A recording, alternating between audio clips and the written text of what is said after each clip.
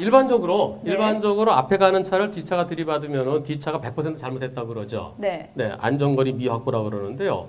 그런데 지금 저거는 가고 있던 차를 들이받은 게 아니라 서 있던 서 차예요. 있던 네, 차량을. 저 차가 왜 서 있는지 모르겠는데요. 만약에 쓰게 되면은 뒤차에게 내가 지금 서 있다 조심해라 그런 의미로서 깜빡깜빡 비상등. 그런 쪽을 해줘야 네. 되죠. 근데 아무것도 없어요.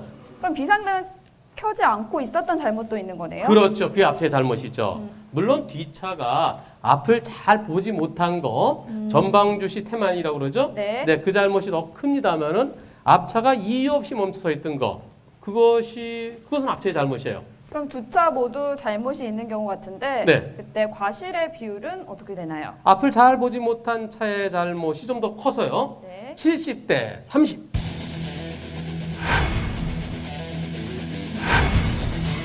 예. 서로 잘못이 있는데 역시 뒷차 쪽에 잘못이 더 크군요. 네, 이번 의뢰인은 직진 차로를 주행하고 있는데요. 네, 앞에 오토바이를 아이고. 오토바이가 급차선 변경했군요. 네, 급차선 변경을 한 경우 같은데 다시 한번 볼까요? 오토바이가 계속 멀리 있는데 오른쪽에서부터 계속 거의 대각선 안쪽으로 아하. 급차선 변경을 했기 때문에 오토바이의 과실이 큰 거죠. 그렇죠. 네, 오토바이가 더 많이 잘못했습니다. 네. 몇 대 몇 정도 되는 것 같아요?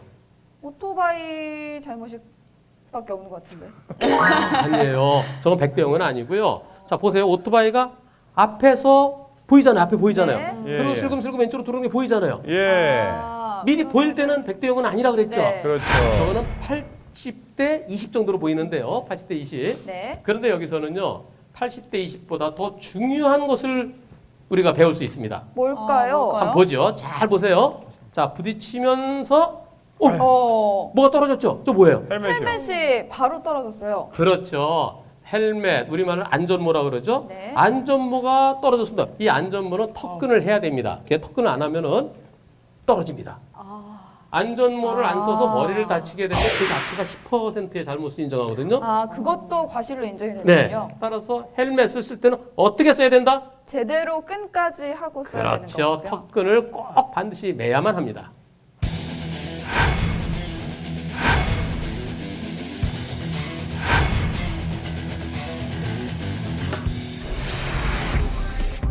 네, 이번 영상 계속해서 직진하고 있는데요. 왼쪽에서 저 차가 들어오면서 갑자기 브레이크를 잡죠? 왜 그러는 거죠? 다시 한번 봐도 네, 옆에서 칼치기처럼 들어오다가 그냥 쓰네요. 저거 보복 운전 가능성이 커 보이는데요. 네네, 이 일이 있기 전에 먼저 의뢰인이 무리하게 끼어들었던 적이 있다고 해요. 그럼 쫓아서 일부러 오는 거예요? 네, 400m가량을 이렇게 쫓아와서 왼쪽에서 끼어들었다고 하네요. 저거 명백한 보복 운전이네요. 보복운전. 네. 저 보복 운전은 처벌이 무척 무겁습니다. 전 일반 교통사고가 아닙니다. 그렇죠. 처벌이 무거워요. 벌금형도 아니고 1년 이상의 징역형. 1년 이상이요? 네. 차만 망가졌으면 1년 이상의 징역형이고 만약에 사람까지 다쳤으면 다쳤으면 3년 이상의 징역형. 게다가 보험 처리도 안 돼요. 일부러 일으킨 사고니까.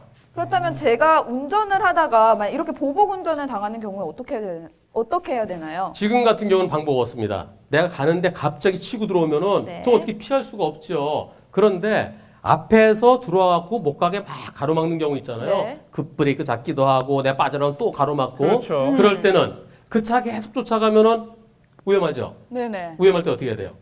뭐 멈춰 선다든지. 그렇지. 네, 멈춰 서거나 그것도 안전한 곳에 네. 옆에 그 새길이 갓길. 옆으로 빠질 때가 네. 있으면 옆길로 빠지는 게 좋습니다.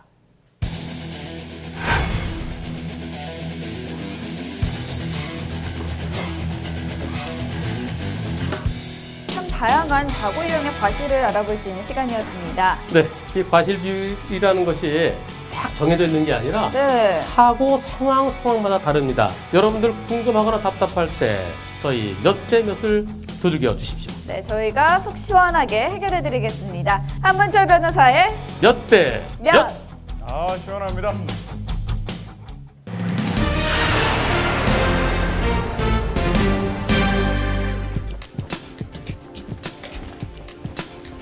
막바지 휴가가 한창이었던 지난 주말 외국계 저가 항공사죠. 제스타항공의 모든 비행기가 결항되는 사태가 있었습니다. 이 때문에 이 휴가를 즐기려던 사람들은 휴가를 망쳤고 또 업무상 피해도 많이 보게 되었는데요. 그런데 이 대처가 미흡했습니다. 낮아진 가격만큼 또 소비자들의 권리도 낮아진 것일까요? 외국계 저가 항공사들의 실태를 알아봤습니다.